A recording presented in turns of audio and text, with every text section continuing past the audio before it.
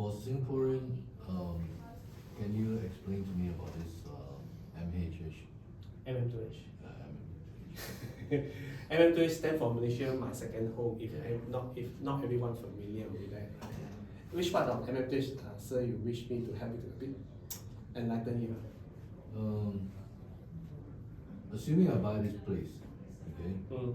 what's the requirement? Wow, your question is a bit broad. Well, just put it very basic. Let me again help you to clarify something. We go back to Bible first, guys. Just bear with me a bit, I think. But if you have any questions, just throw it to me. So in order for me to start the ball rolling because eventually you will go through as well. But since Sean had asked about it, I will just make it simple. Sean, just to help me to clarify. Okay. Malaysia, my second home, or MM2H in short, MM2H, Malaysia, formerly was known as a Silver Hair Program. There was about Mahathir time, our Prime Minister, ex-Prime Minister, Mahathir time. There was a time that intention is just for those silver hairs, the name denoted for old folks, alright? Eventually it evolved until known as Malaysia, my second home.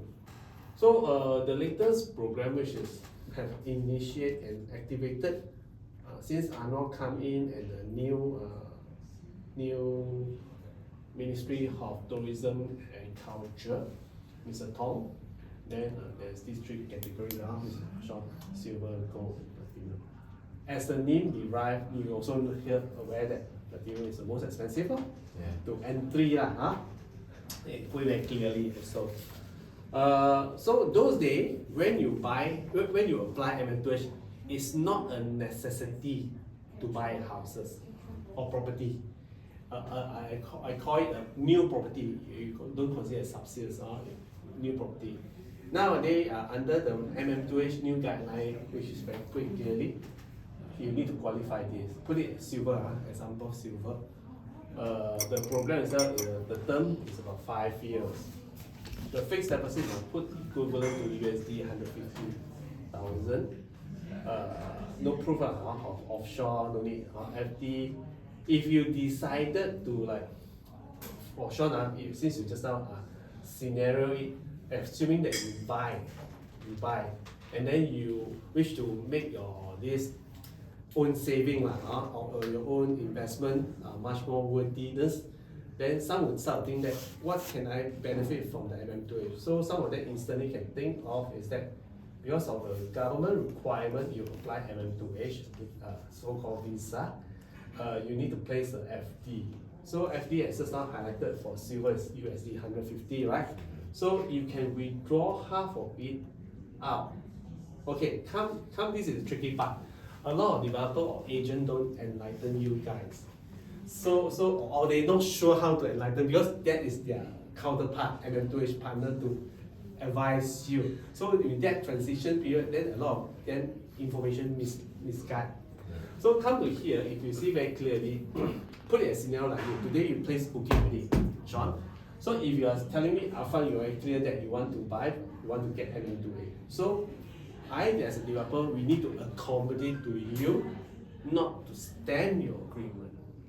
Not to get things work simultaneously immediately, because MM2H, they have certain clauses that highlight to you. If you are the guy who want to withdraw 50%, you must ensure that SPA approach in first and then place a booking and then work simultaneously, or else there's certain steps that you overshoot, you shouldn't do. That one is a bit tedious, which is later I can guide you through, and then of course subsequently the purchase property, what just now madam you asked about foreigner threshold also.